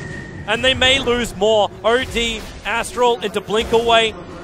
They're coming deeper underneath the racks, and they don't want to do that. Talvo, you don't want to do that, because now this happens. The Batrider jumps out, got silenced instantly by the Orchid, so he couldn't actually get any kind of real follow-up, but the Ice Blast moves in. The Force Staff just gets the clockwork up high enough. Chilled, but not destroyed. Yes, this is a hard place for E-Wolves to fight. They're fighting in probably one of the smallest high ground areas that there is in the map. It's pretty much the size of Black Hole. He only hit one hero, but he hit the hero that needs to be grabbed. It was a DD Sven who just popped BKB, and they just wailed on him. To be honest, I thought it was going to be a horrible fight when the clockwork cogged almost 3 of his own teammates into that camp. It did look scary for a second. It's like, what are you going to do after that point? And here comes Elite Wolves. If at first you don't succeed, blink and try again. They're going to go in. The lasso plus Dream Call. They'd love to trigger. The OD throws the ulti out. The Ursa! He will still fall, however. They're doing this while Sven is down. They try to catch SG off guard. But Tavo, BKB protected. Midnight Pulse. They're jumping in deeper. And they've got all the stuns in the world to catch out Elite Wolves. The puck wants to jump away. He's able to do so, but not far enough. Orchid, he'll have to Yule Scepter. Gets rid of the Maledict, but the Cog's positioning is absolutely perfect. The black hole is committed! Holy Hannah! They are sending a message. They wanted Papita dead. Yeah, they did. They got it. That's the Brazilian-Argentinian dispute right there. You know, Tavo is just like, boom, black hole. No, I can imagine the surprise fight. Like, you're trying to fight when the Sven is down. Yeah. It sounds like a really cool concept if you catch somebody out of position. I mean, they did get the Ursa at least. Yeah, but it took so much to bring him down. And now you've just lost the... Oh, wait. With the cleave, with the damage, the BKB, he does so much. He's also killing himself with the clockwork. Not enough to get the kill. And then the push down. OD wants to fight more. The clockwork cogs actually isolating out Leo style. And SF with a double damage rune gets the Orchid off. In fact, it is the full crit amplification onto Leo. Down he goes. And SG now with Roshan available can take it. They don't have their Ursa Warrior, but it may not matter. Ursa's going to be up in 10. Sven ult is on cooldown. I think that should be go time for SG. They shouldn't really worry too much around the pit with Ursa and Shadow Fiend. But I could see, you know, you don't really think about God Strength maybe so much, but I think they can just go into the pit and they shouldn't be too concerned. Yep, they're just in. Yeah. Butterfly on Shadow Fiend. They have slots open for it. They're going to kill this super fast. But the A ult's coming. Batrider's in position as well. And if they can time this right, they could cause problems for SG. Ice Blast reveals, here comes your Blink Lasso, and the damage, the Storm Ball, but Rubik in the neighborhood. Cat steals the Storm Ball, gets a double stun. He's created space right now, and this man will pay the ultimate price, the iron price. Flame Break, you might be able to push one of them out, but the Firefly, well, Roshan, you can bash up the Ursa a little bit. Even BKB, they go back in again. Everything still belongs to SG. The kill on Roshan, the kill on Singer, and the Aegis Immortal into the hands of the Shadow Fiend. Woo. Yeah, this is... Not for the want of trying. No, definitely not. They tried to go back in, though, with Sven with God Strength down. They got a lasso and everything, but he just got chain stun, disabled, doesn't have the damage when he's like that either. Well, SG now can push down the lane. Pushing down mid. The line's already been drawn from the Ursa, so they rotate in through the top lane. That's where they want to pressure. Ursa's got Aghanims online now, too, so he can break the lasso. That'll be pretty nice for him. Or break the Dream Coil stun. He can BKB, run out of the thing, and just pop in Rage and break the Dream Coil stun. Well, there's your jump forward. Nice little start from the OD, beating into the Clockwork. Those orbs, they hit so hard. So Clockwork is down. There goes your big, nice line control that you get from the Cogs. Fortification, is there something? Yeah, it is there. He's got 24 int stolen as well on OD now. Got to be careful. Eclipse is up if he wants to pop it. At SF, there's your Blink Lasso. So again, a secondary support taken. Tarbo! Oh! He fucked up. Now they're going to go in further, looking for Tarbo. The Ice Blast flies forward, but the SF, so much damage from 40R, winding at the Requiem of Souls, just trying to create more space with it. But Leo, with the Eclipse, he does so much work. Burning it off, he's at 44 stolen intelligence. Sven wants in, gets Hex up so quickly. Puck will be there, get the Rift kill onto the Enigma. Now they Eul Scepter up, control up the SF, lock him in position, and 4 hits from the OD. Make it 6 just for good measure. Will end up ripping SG down, but they did what they set out to do, SG, about 30 minutes ago. They got Take the top melee racks. Look at that damage done by OD. Absolutely ridiculous. 6,000. He got a good amount of int built up off of the Clockwork, then he gets nice another initiation, a huge Sanity's Eclipse on 2 heroes. He actually has the plus 60 seconds Arcane Orb steal, so this intel which he steals, he holds on for so long. He's still got 64 intelligence stolen after that fight. They're pushing in the mid lane. Meanwhile, up on top, the Ursa is trying to add some level of pressure, and the Batrider is there having to deal with it, but it won't matter.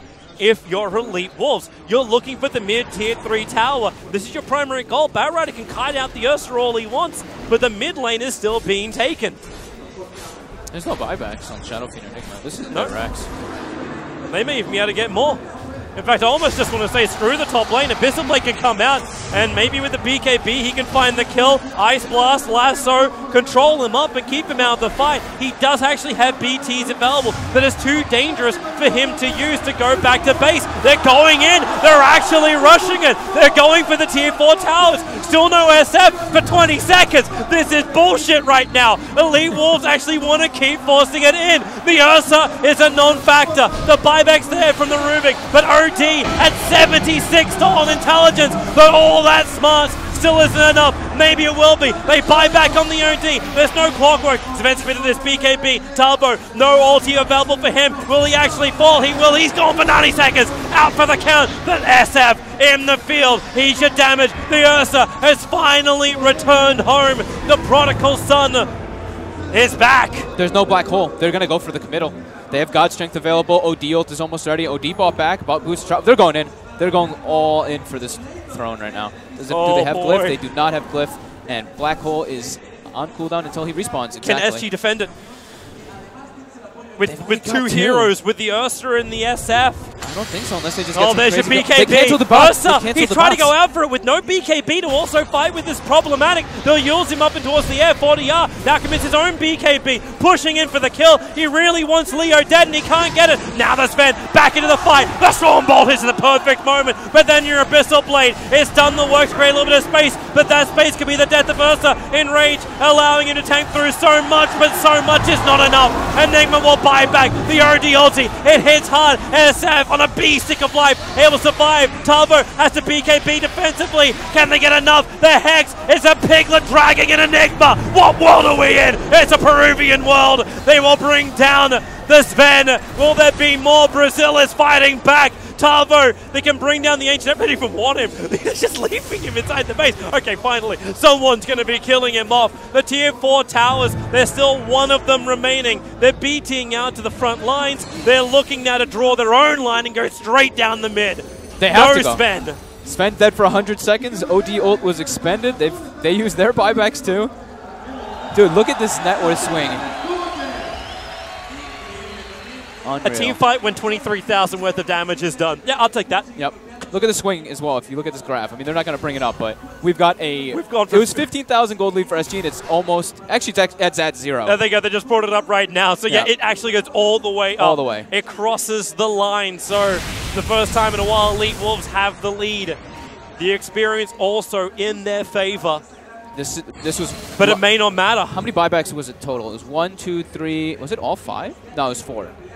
You have buybacks on Puck as well as Batrider right now. Everyone else has buyback on cooldown. Yep. Wow. So they really have to watch their positioning with the black hole. Tavo. The smoke will break. They can see him. They put an observer ward outside the base for this exact reason. The sentry's too far away. Oh, wait, is it?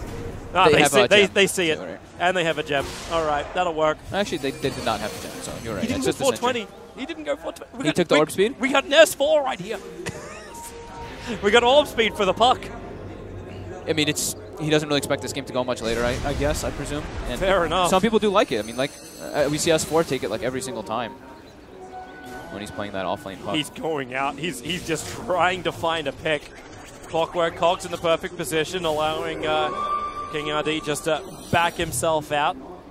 That speed is pretty ridiculous, though. Yeah. Gets good vision. The range is just... You can go so far with that Puck. Yeah. You can drop I think it's 1/3 the map with one orb, or at least a quarter. With like I think with Aether Lens, right? I think it is. You can go from your tier 3 to almost your tier 1, I believe it is. It's pretty absurd.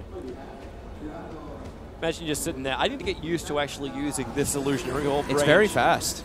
You can actually make mistakes with it a lot. SG all posted up behind their Ursa. I mean, this next team fight is the biggest one. Dire scan. Perfect scan. Sees the fact that Elite Wolves are sitting outside their base. They, of course, will know this. There's no one defending the push that's coming in through the top lane. Something which Elite Wolves will need to do something about, and they have actually done it. They've rotated the OD up there. Both teams still sitting at a bit of a knife's edge. Because the buybacks which are available, well, there's only one. Batrider spent his money. I'm not certain what did he spend his money on. He bought a Ghost Scepter. So he gave up on the BKB dream for now. He's expecting this next fight to be very soon and could be just game-ending. At least the Ghost Scepter is able to waste the time of the Ursa. Yeah. Ursa tries to jump on you, you can Abyssal all you want. As long as the Ghost Scepter is up, there's nothing apart from Razors and Fade Bolt you're going to be too concerned about. All right, SG. They're feeling a bit pressured now. They're probably waiting for Roshan if they can do it. Yeah. If they could have another Aegis Immortal. But you might also be at a point where going for Roshan is inviting a too easy a position for Elite Wolves to team fight in. Yeah. They're getting to the position where the Ursa doesn't feel that strong anymore. That's the thing. He's got like Disable and all that with the Abyssal, and he's got Aghanims for survivability, but he has to get in on the targets. It's still a bit difficult. It's now starting to get difficult for him. I mean, we're 54 minutes and it's an Ursa, so that is what tends to happen. They're pinging out. They're looking for the fight first. Line is drawn. Actually, that one's being done by the Batrider. It's like, look around. They're probably going to come from behind. And they're exactly right. So they bounced themselves up. Oh, shit. Are they going to get the high ground advantage here? If they sit on the Dire side, then sure. And that is where they are. The Observer Ward is planted just a little bit northeast of Roshan. They see Clockwork, Stinger. Rocket, perfect. Hook shot forward. Catches out the OD, pushing him back down with a Cogs, but a push from the 4-star. Gets him into relative safety, and they may have a small opening. Enigma jumps in for the black hole. It may be enough. They hold in the Sven, and they bring him down. Dream Call, casually making it very difficult to keep this chase going on, but Leostar standing his ground up against the Shadow Fiend. Only saw an 8 intelligence so far. Needs to get better hits. He's pounding them into Cat. They're still with 2 heroes down, but the Batrider and the Sven, they don't have their stuns available. They don't have their extra control. Still seems like the game plan's the same for SG, though. It's black hole to Sven. Yeah. That's pretty much what you got to do in these fights. Don't get initiated on his Tabo, and then just black hole to Sven. So it's pretty much perfect what King RD did. And that's what we were talking about earlier, is they want to be able to get those type of scenarios happen naturally. They don't want just Tavo to blink in a black hole. They need it to happen through some type of counter initiation or they're forcing secondary. up to try and stop the puck range on his orb. Reaching, raises it close. But they cannot keep up with this puck. No, definitely not. But they have the Aegis Immortal now. Cheese also in hand, so Cheese is into the hands of the Ursa. They gave the Aegis Immortal to Tavo, of all people. So I'm waiting for the bait blink. Blink in, get them to throw everything they've got to stop him from getting his black hole off. Yeah, I think they just recognize that he is by far the most important hero on their team. Like SF is all the damage pretty much, but a lot of the damage comes from Enigma, and the control is just way too important to keep the Ursa in fighting. Because if otherwise, Ursa just gets kited around way too hard by all this, you know, Astral, Icy Vortex, Warcry, etc. All right, so now they got the Aegis Immortal. SG have an opportunity. We'll see what they can do with it. We've seen Elite Wolves defend time and time again inside their own base. When they're actually playing like a team, when they're focused on their team fighting. Yep, and when this kind of stuff happens, okay, you blink and you dodge most of the orb effects, that's great. But that stolen intelligence is so important for Leo early on. He's still walking around with 20 points of it. And then they protect him with the Lincoln Sphere. Oh, Hex, Orb, Dream Call, a little bit too aggressive with this one, a very quick jump away. Why do I feel like they're just trying to create space with that ultimate? Like, buy some time. It's a 1 minute cooldown. Top lane is adding a lot more pressure. Yeah, buybacks are starting to come back up. Where are you going, Bat Rider? He just jumped out. He's looking for the kill. They're trying to double 4-star him in. Stinger is lucky to be alive there. They are poking the beast.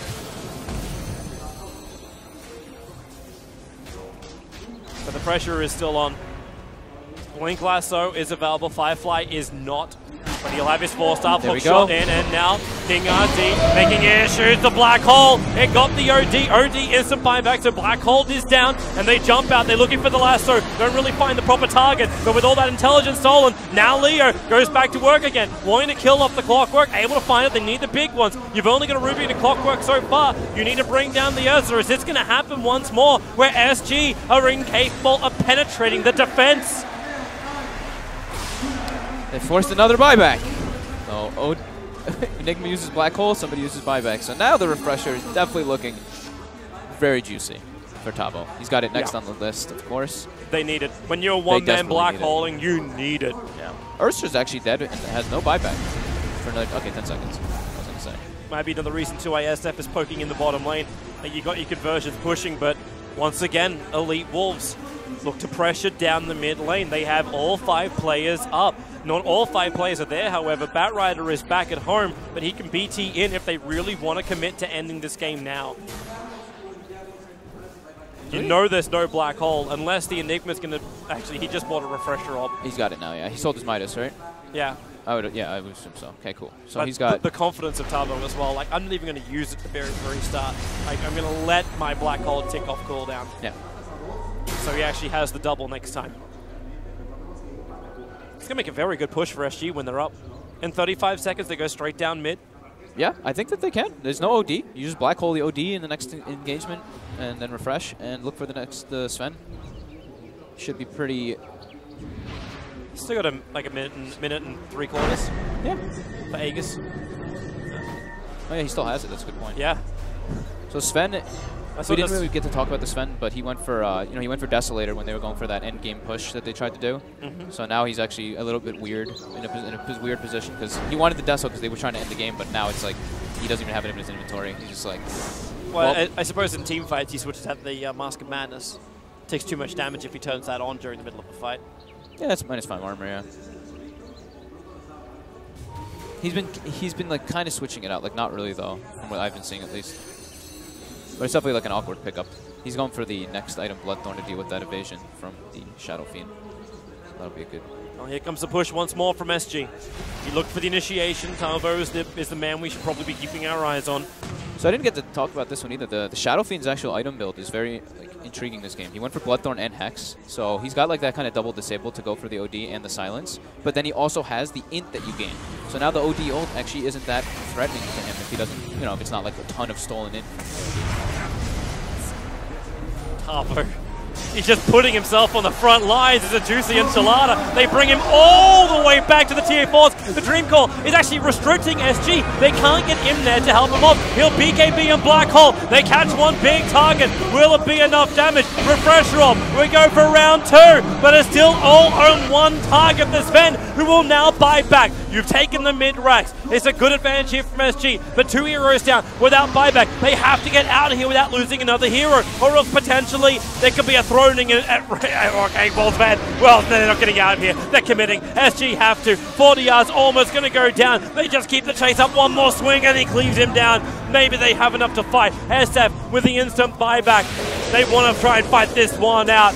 That Rider will fall. Double buybacks. Okay, they ending this one. SF just keeping the front lines. There's not enough souls in 40 yard to really pose that much of a threat just yet. You can have gems all over the deck, but while Sven is up, while they're regenerating them up, SG are going to end with just these 3. Is that possible? Ursa's looking for the target, the lasso. They've managed to grab him. Can they pull him back and kill him off? The stun is there. The orb damage. This is big. FF dies here. It's all over. He is gone. 130 seconds. And now it's all alone Ursa. The Rubik is coming in. It'll take him too long. It's 3 on 2. Support Rubik. Now's your time. Space created. Cat basically takes it for the team at the moment. Still wants to get back out again with his life. If it's possible, Warcry is giving him the armor. Survive just that little bit longer, but he knows he's dead. But it's for the greater Ursa. Did he backpack Blink?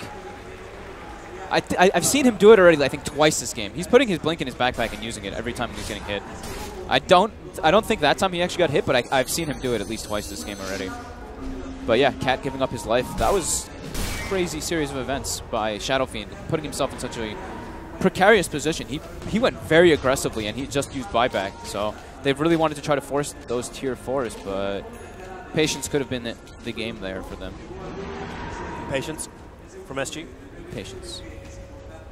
Well... Oh, yes! I haven't gotten a chance to see AA level 25 yet. Oh, is it going to happen? He's got the 4 charges. Yeah, he's got 4 cold feet charges. Hell yeah. Who needs the Chilling Touch bonus damage on this event when he's already got that much damage, huh? I mean, this cold feet thing is actually super threatening. It's a trap. They're looking to fight. Black Hole is up. This is a big one. It's a huge one. They're going to rip apart this man. Ice Blast is coming in. It's all too late. And now they get more. 2 minutes on cooldown. The Puck going for Dagon kills onto Tavo. If they can bring him down, maybe they got a chance. Malphus causing real problems for this Puck. He'll Yule Scepter up. The Black Hole will catch him just on the tip.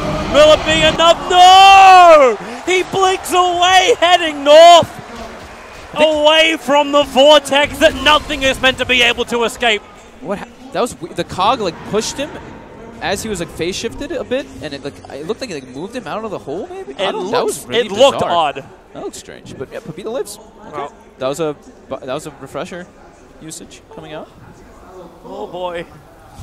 Oh boy. Everyone's getting all the level 25s. This you know, what we were saying too. What were we saying? We were like joking yesterday. We were like, oh, you know, we should have like a decent day tomorrow. It shouldn't go super long. We only had 1 game in the group stages go over 60 minutes. Well, game 1, guys. It's 43 to 43. It's us. We had the 140 minute. It's us. Like, we shouldn't cast games anymore together. It's just a bad idea. At least it's back and forth. I'd rather have a back and forth game than a super stompy one. Stinger bottom, King RD, tracking him down with the blade mail. Is it going to be nice? This is nice if they, well, there's no Aghanim Scepter, so there's no secondary hook shot straight away, right? Yeah, there's not. Yeah, he went for a very utility build. But this is smart now from SG. They understand they're 2 lanes of racks up. If they can break this bottom and they can get Megas, it's not impossible. They know there's no buybacks, too. They know that the Sven and the OD still do not have it. Yeah, Puck's the only one who currently has a buyback, and that's not just because of 420, because he doesn't have it. Yeah, now the 420 GPM may have kicked in a bit. Yeah, but it would have been nice if he had it. He's got his Dagon already. He's got Dagon 4 finished anyway. He's got a good amount of farm. Yeah, he has that he's found even without the 420 GPM. I think he would have gotten maybe about 4,000 more gold or so, maybe a little bit higher, maybe about 5,000 so far. Tavo looks like he wants this. Like, you're going to go in for Roshan at the moment. As, okay. Alright, Enigma's going to move around. Oh, they're coming in. They're all coming in. Observers and sentries are being deep-watered as quickly as they possibly can. The illusionary orb will scout. The fact that Roshan has been started. Batrider, one of the greatest heroes, are playing around Roshan for both vision. Plus, if you stick around, sticky napalm is a real issue for turning yourself out of the pit. And the observer would, woo! Hello. Just some harassment. Making the most of the obs ward while it still exists. Yep. And it's gone. Yeah. Well, they have the gem on the clockwork. So there's no way you should keep that up. All right, here we go. Smoke, since Roche is up. Smoke on they smoke both action. smoked. Batrider, Firefly up. Well, Clockwork looking for a hookshot target. They actually get the lasso. It's going to be over on the side. It's going to be the ribbing with a black hole. Tavo, actually going over space-time as well as elevation. Able to catch out too. Got the refresher orb available. He can look for the secondary one, and that's the man he wants. It's Usman bringing him down. Too many heroes gone, and they haven't done enough damage here, Elite Wolves. It may be the moment for SG to end this battle. Finally, or will it be? Puck, elusive to say the least. Ancient Apparition will buy back. He can at least keep the creep wave on top lane at bay for the moment. But that's going to be all he can do. Silence Dagon, jump away, back to the Radiant side. Hello, back over to King RD. Papita's actually doing so much work right now. Well, it's the only thing he can do. He's got to keep them low enough that they're going to maybe think twice about going in. You still have Roshan available. They still didn't do it. He'll snag the Invis rune. He is just running elusive. Gem a true side, however. Where's that orb away? There's your quick rift. Get away from Tavo. No black hole committer this time around. Because he doesn't have one. Doesn't have one. Yeah, these fights are just so hard for Ewolves to actually take. Like, Batrider gets like he jumped in, he gets a decent lasso on the Rubik, but Rubik actually lifted the Ancient, and the Ancient drop stunned the OD when he blinked in, and then he got black holed afterwards. And then the Sven got black holed. So that was like a pretty unfortunate scenario for Ewolves, but the places to take fights for their heroes versus Enigma is just too hard. And that was the concern that we had when you picked Sven. You know, just playing versus Enigma, when you third pick a Sven is super difficult. Yeah. Oh boy. Tavo's been putting in work though. Yeah. The only like situation where like Ewolves kind of came back into the game was when he self-canceled his black hole, and when he went over-aggressive with his black hole and didn't get like a good pick-off. That's pretty much the whole kind of comeback that Ewolves have had. So they have to make sure that Tavo makes mistakes pretty much in order to win these next couple team fights. How do you force him into mistakes? We already saw the Puck trying to bait him to use a black hole. Like They have to catch him is really the issue, the biggest issue. SG seems to always get the fight started. We talked about Ewolves having like that double initiation with the Batrider and the Puck, while SG has the Enigma and the Clockwork. But it seems like they can't. It's really hard for them to find this Enigma in the backlines with this Ursa frontlining. Yep. Like ideally, and that's the big thing, right? Like it's the two strengths. Yep. It's the Clockwork and the Ursa saying you have to start on me, no matter what happens. And there's no way to get good vision around the back unless the Batrider goes on a big loop-de-loop. But with a vision game the way it is, it's very difficult. Here comes SG. In through the bottom, the lasso, that's what they needed. Ice Blast will be able to connect the Stormbolt as well. They'll bring him down. He could not use cheese. And this is the moment. This is the day, Elite Wolves. They want to all forward, find the target. King RD hookshots back out the creep wave. A three-man coil. Oh, that's huge. They need more, however. A buyback from the Enigma. BTing in. Run away if you can, Elite Wolves. They'll lose their Batrider with no buyback on him. If he doesn't have his lasso, he's not as important, but still. He's their big initiation. They used coil as well. Now Tavo's like, I don't even need the cheese. They can't engage on me. Yep. So side lanes are going to push in naturally, and this is going to be SG looking to go for the high ground here. No Batrider, Sven, God Strength expended. They use pretty much everything there except for OD ulti. Oh, they're storm bolting again with the Rift. There's more harassment. Dagon dropping the Ursa down a half line. Forced after wait. Gets him out of range of the Ice Blast, and now a full jump in. Abyssal Blade. It was not the lasso. It may as well have been. It was the telekinesis grab in from Cat. And was able to find that Ancient Apparition. Where's your Vortexes? Where's your Cold Feet? Keep the chain going. Keep the Ursa controlled. That's exactly what he's doing. The OD Eclipse burning off a little bit of mana, but more importantly, triggering the Aegis Immortal from the Ursa. They're jumping him through the back. The Batrider's back up again. The Black Hole is perfect from Tavo. He caught the Sven as well as the Puck. And now your second one gets the OD. There's nothing they can do about it. They'll actually end up losing both of the Initiator and the big strength of Sven, but Leo is up. The orbs, the Force Staff doesn't disjoint that. The Ursa will fall. The Ice Blast a little bit off target, but there's Puck 420 or not, he is doing work. So much damage. Leo, so much smarts. 64 stolen intelligence. They hold one fraction of their racks. That fraction being 1/6. That's all that's left. I think we are kind of seeing, though, why teams are first two banning Tavo's Enigma. Yeah. They first two picked it. They don't. Ewolves doesn't have like the best draft to deal with. I mean, not really anything to deal with that BKB black hole, and he's landing exactly on the targets he needs to. It's not these super flashy like 4-man ultis, but he got a 2-man ult with the Sven included and the puck, and then he gets the OD. So he got all 3 cores and 2 black holes, which is, I mean, absolutely perfect. Exactly what you want if you're an SG fan. Elite Wolves, though, have been putting up one hell of a fight, but for the first time in a while, that advantage which Elite Wolves were building, they had almost a 9,000 experience advantage, has been brought back down to about 2K, still in favor of Elite Wolves, but... Everyone's hitting 25 now. Yeah, everyone's cracked 25. This will start to flatline, but it's also the goal graph. It's only just sitting really in favor of SG. And I'm saying only just. Everyone's still got their critical items on both sides. That's why these fights are just so back and forth. Everything will just be more icing on the cake. Speaking of that, do we have... No, he's not even considering the ag... Well, he is considering it. I'm looking for the Aghanims onto the AA. I think that's the last big thing for the team fight for Elite Wolves. I've just had the score tab open for a while. I'm just glancing around. I'm just like, oh wait, my God. Kotaro has died 16 times in this game on Sven. Really? Dude, 16. Wow. That's a lot. He has the most deaths on his team as the carry. I mean, Batrider's actually behind him at 15. They've been putting a lot of pressure on him, and that's, again, I'll beat it to death, but it's a, third pick Sven into an Enigma. It's a hard game for him to play, and it's showing it. I mean, 16 deaths on him, 15 on the Bat. There's also the game of the Batrider and the Clockwork. It's the Initiators dying as well. Clockwork 14 deaths, Batrider 15. Well, group up from SG. No Roshan for the moment. He's still in that cooldown timer. So there's no Aegis, there's no cheese. Everything has been expended, but the refresher orb over on Ursa. So double breaks, double enrage. That is a lot for the Ursa to work with. Double BKBs. Double Abyssal Blade. That's a lot of lockdown that comes out from the Ursa. There's a lot of sustainability from the Ursa, but at the same time, unless he gets it on the OD, that sustainability actually works in favor of Leo. Because what's he going to do? He's going to sit there orb attacking him and stealing his intelligence. Yeah. Make for a very dumb bear, and once you're that dumb, you're probably not going to know which way to face. So I think this is a really good item build, though. He's got pretty much like the perfect items. Yeah.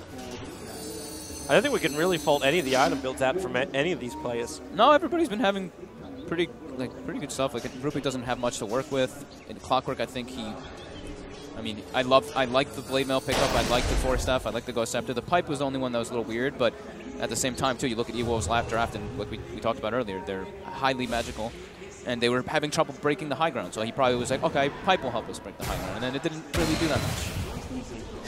But yeah, all the items have been well utilized, except for the Deso on the Sven.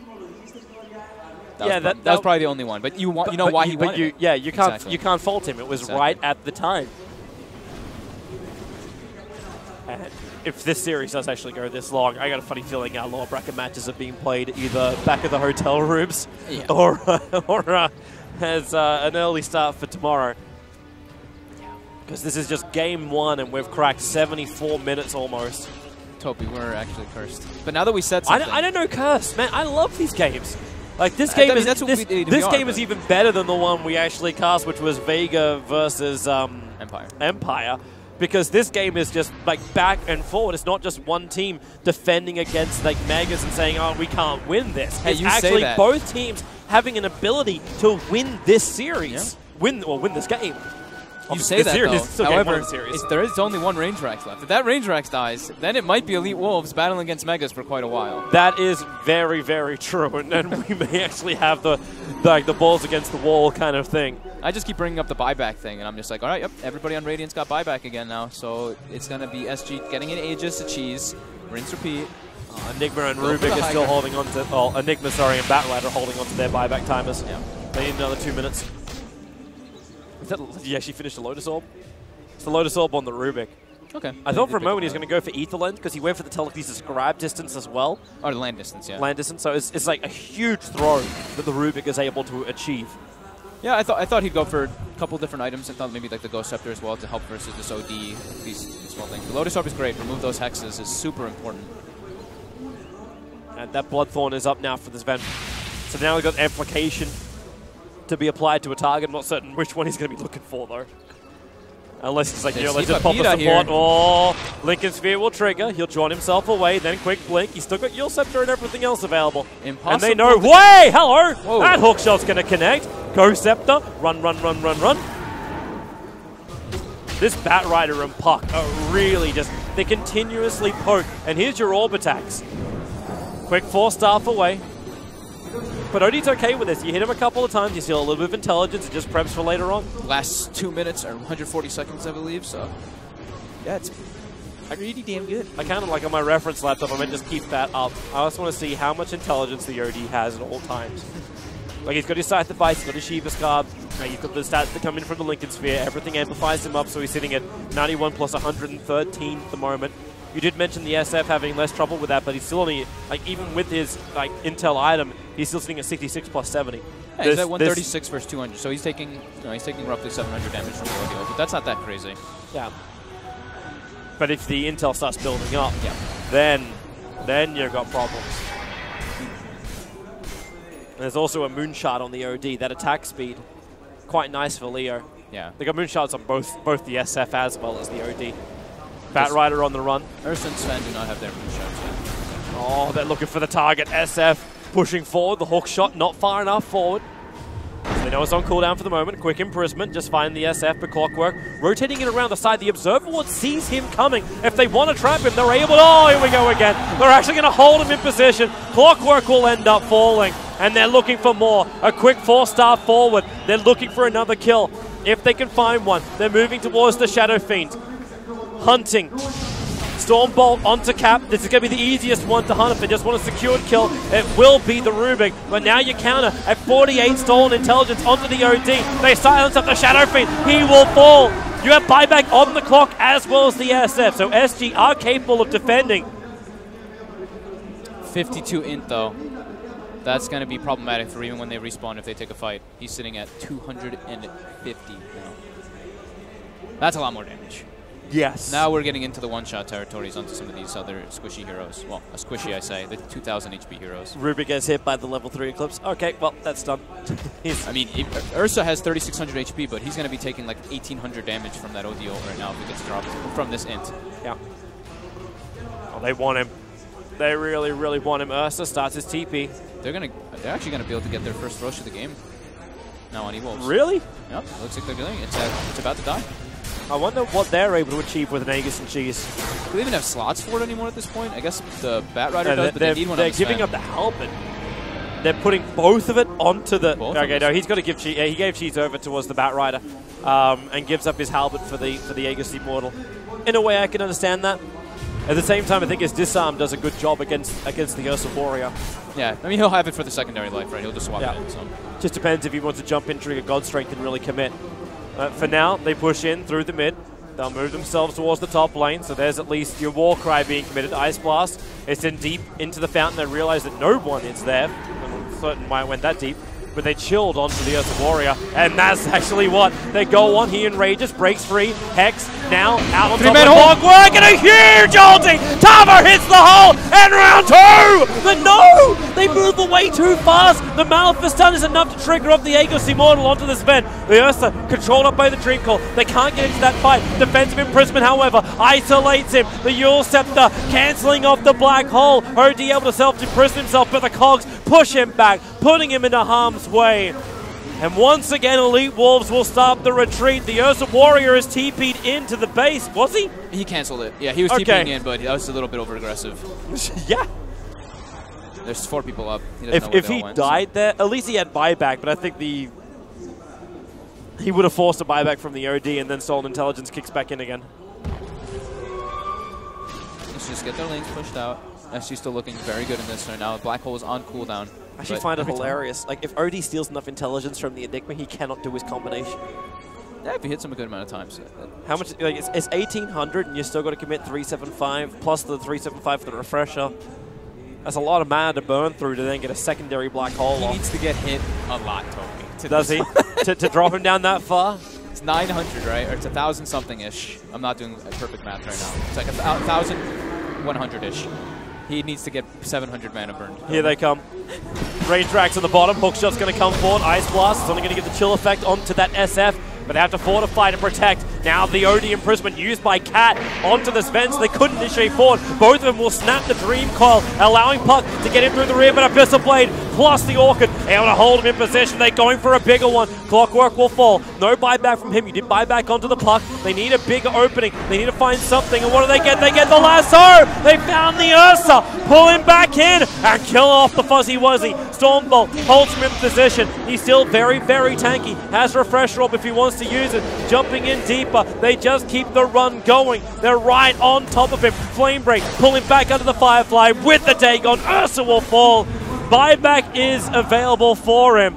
But the bottom lane, the range racks is all that survives on 168 HP. A couple hits and they would have had it.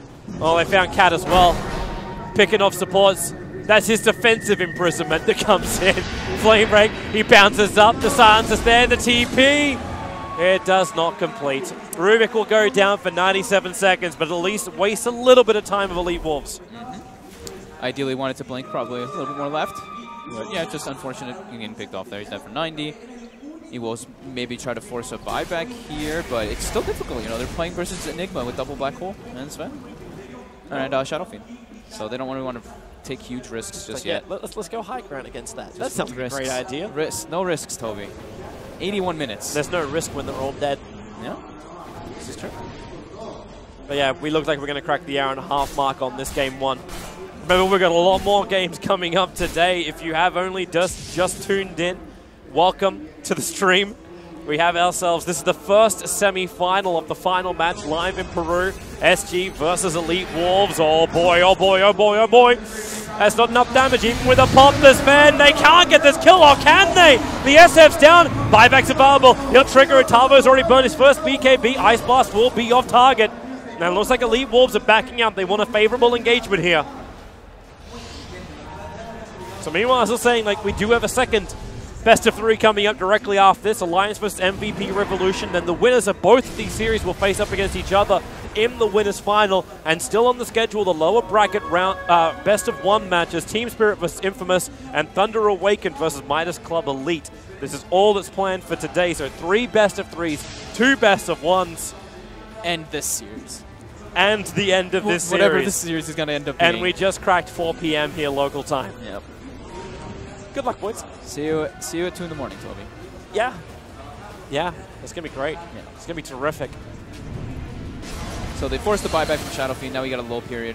Actually, Shadow Fiend and Ursa had the buyback there. So that's a pretty big hit on SG. If they're able to bring down pretty much either of those, they can actually probably look to close this game. I mean, OD has buyback. Sven has buyback. The key heroes on E-Wolves have it ready.